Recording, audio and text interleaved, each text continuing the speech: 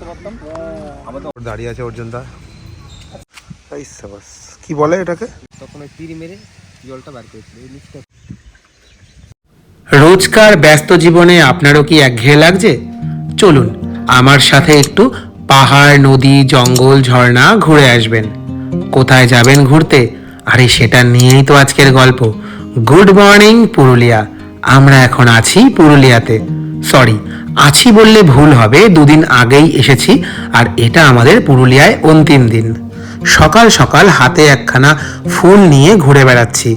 ভেবেছিলাম প্রথমে রাঙা পলাশ, কিন্তু দেখলাম এটা অনেকটা পলাশের মতন দেখতে। আর এই যে জায়গাটায় ঘুরে বেড়াচ্ছি এটাই কিন্তু আমাদের রিসর্ট।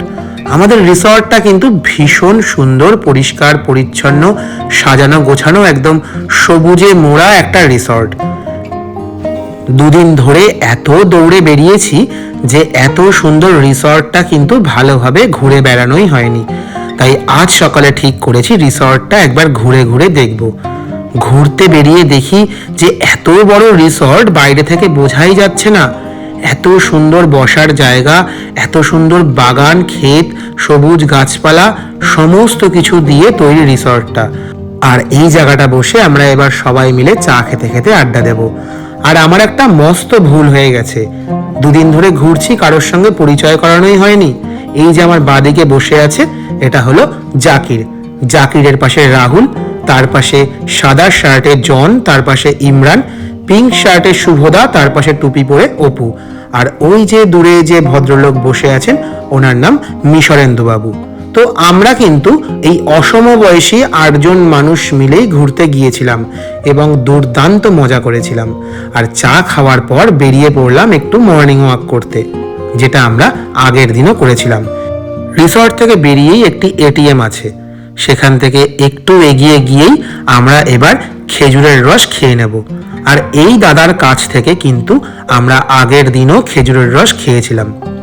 ভীষণ সুন্দর টাটকা তাজা খেজুরের রস বিক্রি করেন কিন্তু এই ভদ্রলোক। আমরা গোল করে দাঁড়িয়ে পড়েছি খেজুরের রস খাবো বলে। এত সুন্দর টেস্ট, আমরা আগের দিনও খেয়েছি আর আজকেও কিন্তু আমাদের এক গ্লাসে মন ভরলো না। আমরা প্রত্যেকে আরেক গ্লাস করে খেজুরের রস খেয়ে এবার আরেকটু সামনের দিকে এগিয়ে গেলাম। পথ চলতে একটি রিসর্ট আমাদের চোখে পড়লো। দেখুন রিসর্টটির নাম এবং নাম্বার কিন্তু স্ক্রিনে দেখা যাচ্ছে। আপনারা স্ক্রিনটি পজ করে কিন্তু এই নাম্বারে এই রিসর্টটিও বুক করে নিতে পারবেন। মেন রাস্তার বাদিকে এই মাঠটি পেরিয়ে সোজা চলে এলাম একটি মন্দিরে। বাইরে লেখা আছে শ্রীরাম মন্দির। একদম মন্দিরের মেন গেটের সামনে কিন্তু আমরা চলে এসেছি। মেন গেটের সামনে থেকে সোজা একটি রাস্তা মন্দিরের দিকে চলে যাচ্ছে। সামনেই দেখি একটি স্থানীয় ছেলে কিছু জিনিস বিক্রি করছে। দেখে মনে হলো জড়িবুটি জাতীয় কোনো জিনিস, বিভিন্ন গাছের ফল, শেকড়, পাতা এইসব বিক্রি করছে।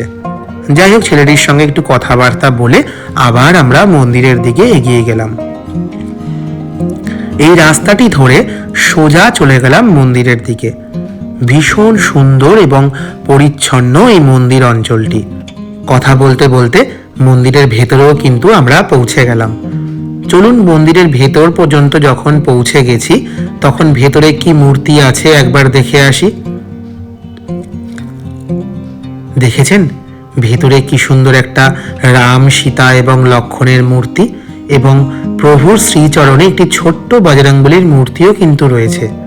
মূর্তিটি দেখে কিন্তু অসাধারণ লাগলো। আর এই যে মন্দিরের ভেতরের দিকে দেওয়ালে বিভিন্ন 3D পেইন্টিং কিন্তু রয়েছে। ভালো করে দেখে যেটা মনে হলো সেটা শ্রী রামচন্দ্রের জীবনযাপন সম্পর্কেই কিন্তু তৈরি এই চিত্রগুলো। একদম গল্পের মতন সাজানো আছে প্রত্যেকটি ছবি। ছবিগুলো বেশ কিছুক্ষণ সময় নিয়ে দেখলাম এবং বোঝার চেষ্টা করলাম। বেশ ভালো লাগলো।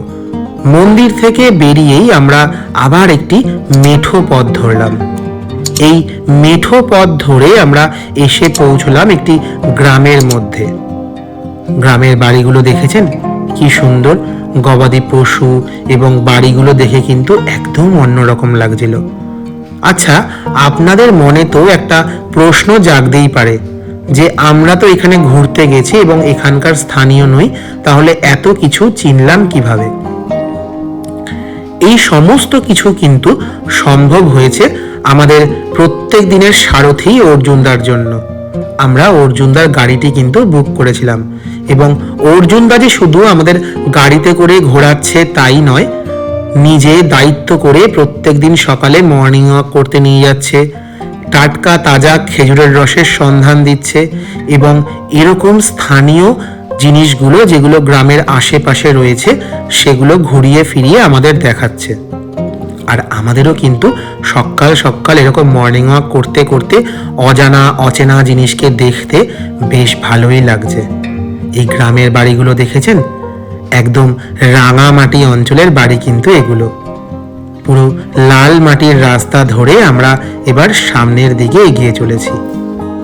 আর এই অর্জুনদার নাম্বার কিন্তু ডেসক্রিপশনে দেওয়া আছে, আপনারা চাইলে অর্জুনদাকে বুক করে পুরো পুরুলিয়া কিন্তু ঘুরতে পারেন। এই 2-3 দিনের মধ্যে অর্জুনদা কিন্তু আমাদের বেশ অনেকগুলো লোকেশন দেখিয়েছিল, সেটা হয়তো অর্জুনদা না হলে সম্ভবও হতো না। যাই হোক, আমরা আবার গ্রামের রাস্তা ধরে এগিয়ে চলেছি।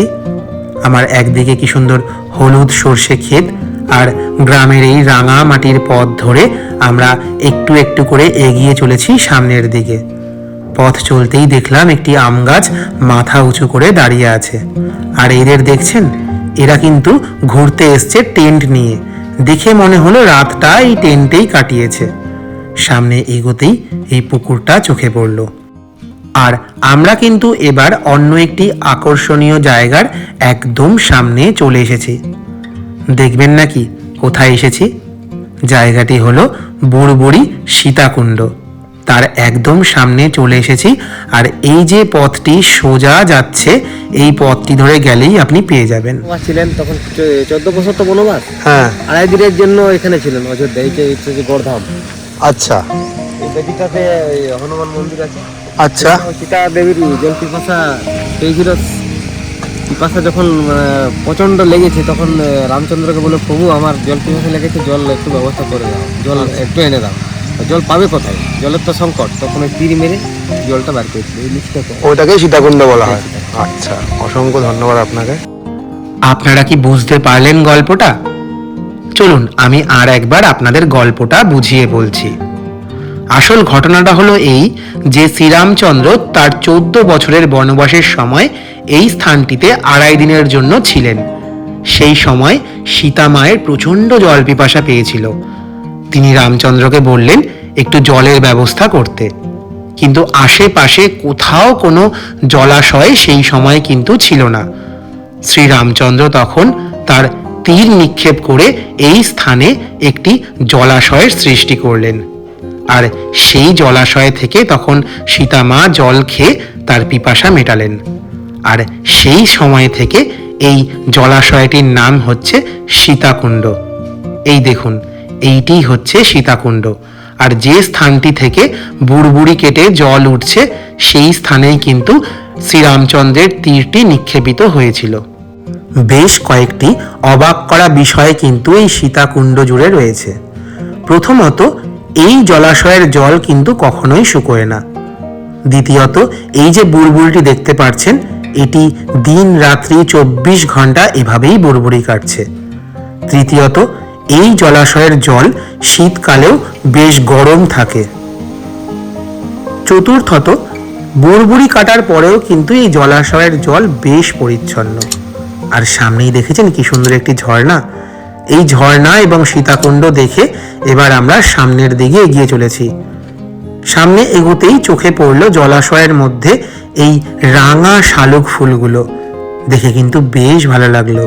আর এই বিচরণ ক্ষেত্রে ঘুরে বেড়াচ্ছে বেশ কয়েকটি গোমাতা, একটি সরষা ক্ষেতের বাগান। সমস্ত কিছু দেখে আমরা সামনের পথ ধরে এগিয়ে চলেছি, কারণ আমাদের কিন্তু ততক্ষণে বেশ খিদেও পেয়ে গেছে। আমরা চলে এলাম একটি হোটেলে।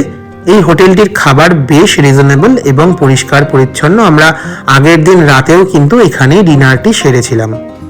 আমরা আমাদের ব্রেকফাস্টে বলেছিলাম 4টি করে রুটি, 1 প্লেট ঘুগনি, লঙ্কা পেঁয়াজ এবং একটি করে ডিম সিদ্ধ। ওই দেখুন, কথা বলতে বলতে ডিম সেদ্ধও চলে এলো। এত কিছু খাওয়ার পরেও আমরা কিন্তু একটু মুড়ি ঘুগনি খেলাম। স্থানীয় যে দোকানদার দাদা আছেন তিনি আমাদের সাজেস্ট করলেন, অ্যাকচুয়ালি এটা এখানকার স্থানীয় ব্রেকফাস্ট। এসব খাওয়া দাওয়ার পর আমরা আবার আমাদের রিসর্টে ফিরে এলাম, কারণ এবার আমাদের তৈরি হয়ে বেরোতে হবে। আর দেখুন কাণ্ড, গাড়ির ওপরে অর্জুনদা কেমন দাঁড়িয়ে রয়েছে। আসলে অর্জুনদা গাড়ির ওপর সবার ব্যাগগুলো বাঁধছে, কারণ আমরা এবার এই রিসর্টটি ছেড়ে চলে যাব আজকের মতন। আমাদের এবার ফিরে যাওয়ার পালা, তাই সবাই মিলে একটা সেলফি তুলে নিলাম। এবার আমরা রিসর্টটি ছেড়ে বেরিয়ে যাচ্ছি। আমরা 2 রাত 2 দিন কিন্তু এই রিসর্টে স্টে করেছিলাম। এই রিসর্টের সমস্ত কন্ট্যাক্ট ডিটেলস কিন্তু আমার ডেসক্রিপশনে দেয়া আছে, আপনারা চাইলে একবার চেক করে নিতে পারেন। আমার কিন্তু ব্যক্তিগতভাবে এই রিসর্টটি দুর্দান্ত লেগেছিল। ভবিষ্যতে কখনো যদি আমি আবার পুরুলিয়া যাই, আমি কিন্তু এই রিসর্টেই উঠব, এতটাই ভালো লেগেছে। যাই হোক, রিসর্টটিকে টাটা বাই বাই বলে আমরা আপাতত আজকের জন্য এখান থেকে বিদায় নিচ্ছি। হাতে বেশ একখানা লম্বা লিস্ট নিয়ে আমরা কিন্তু আজ বেরিয়ে পড়েছি, কারণ আজই আমাদের পুরুলিয়ায় অন্তিম দিন। তাই বাকি যে স্পটগুলো আছে সেগুলো কিন্তু আজ আমাদের দেখতেই হবে। অর্জুনদা একদম ঝড়ের গতিতে গাড়ি উড়িয়ে চলেছে। চলতে চলতে বাইরের শোভা দেখতে দেখতে আমরা কিন্তু পৌঁছে গেলাম ময়ূর পাহাড়। ময়ূর পাহাড়ে এসেই প্রথমে আমাদের গাড়িটি এখানে পার্ক করে আমরা এগিয়ে গেলাম সামনের দিকে। প্রত্যেকটি পার্কিং লোকেশনেই কিন্তু আপনাকে একটা মিনিমাম অ্যামাউন্ট পে করতে হবে, কোথাও 20 টাকা বা কোথাও 50 টাকা, এক এক জায়গায় এক এক রকম। একটু সামনের দিকে এগোতেই আমরা একদম মেইন এন্ট্রান্সের সামনে কিন্তু চলে এলাম। আর এই দেখছেন, এটাই কিন্তু মেইন এন্ট্রান্স। এখান দিয়ে এবার আপনাকে সামনের দিকে উঠতে হবে। রাস্তাটি খুব একটা খাড়া নয়, আমরা একটু একটু করে সামনের দিকে এগিয়ে চললাম। এবার আসি একটি অন্য প্রসঙ্গে, সেটি হলো এই স্থানটির নাম ময়ূর পাহাড় হলো কেন। একদা এই স্থানটি ছিল ময়ূরদের বিচরণ ভূমি। একসঙ্গে প্রচুর ময়ূর কিন্তু এই পাহাড়ে দেখতে পাওয়া যেত।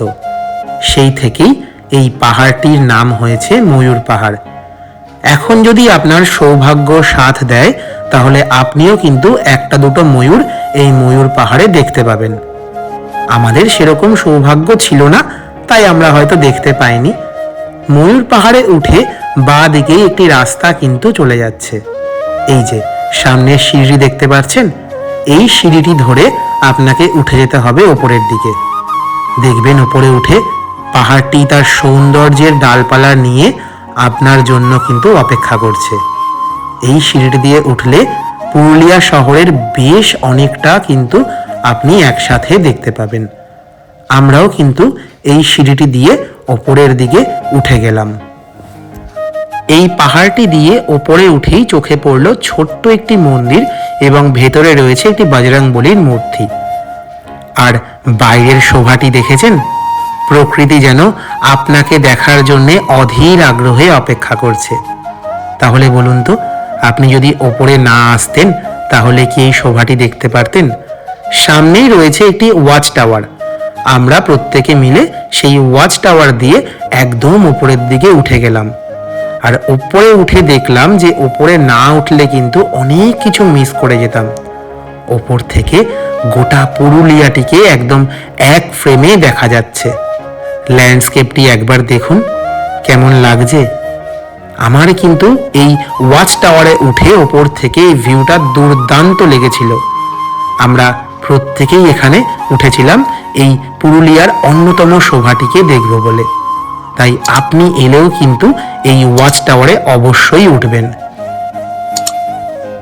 ওয়াচ টাওয়ারটি থেকে পুরুলিয়ার এই নিষ্কলঙ্ক সৌন্দর্য আস্বাদনের পর আমরা সবাই মিলে কিন্তু নিচের দিকে নেমে এলাম। দুর্দান্ত লাগলো আমার ময়ূর পাহাড়, অসাধারণ। পথ চলতে দেখুন আমার কোলে কে উঠে পড়েছে, আর কোলে উঠে চুপ করে আদর খাচ্ছে। তাহলে কি ঠিক করলেন, কবে যাচ্ছেন পুরুলিয়া? আপনি যদি রাঙা পলাশে মোড়া পুরুলিয়া দেখতে চান, তাহলে কিন্তু আপনাকে বসন্তকালে যেতে হবে। আপনি বর্ষাকালেও যেতে পারেন, তখন এই ঘন সবুজের ঘন ঘটা আরো চতুর্গুণ বৃদ্ধি পায়। আমরা কিন্তু শীতকালে গিয়েছিলাম, বেশ ভালো উপভোগ করেছিলাম। আর আজকের ভিডিওটা আপনারা কেমন উপভোগ করলেন বলুন তো? ভালো লাগলে কিন্তু একটা লাইক করতেই হবে। আপনার মূল্যবান মতামত কমেন্টের মাধ্যমে অবশ্যই জানাবেন। ভালো লাগলে চ্যানেলটি সাবস্ক্রাইব করবেন, কারণ এরকম নিত্য নতুন ভিডিও কিন্তু আমার চ্যানেলে আসতেই থাকে। সবাই ভীষণ ভালো থাকবেন, সুস্থ থাকবেন। নমস্কার।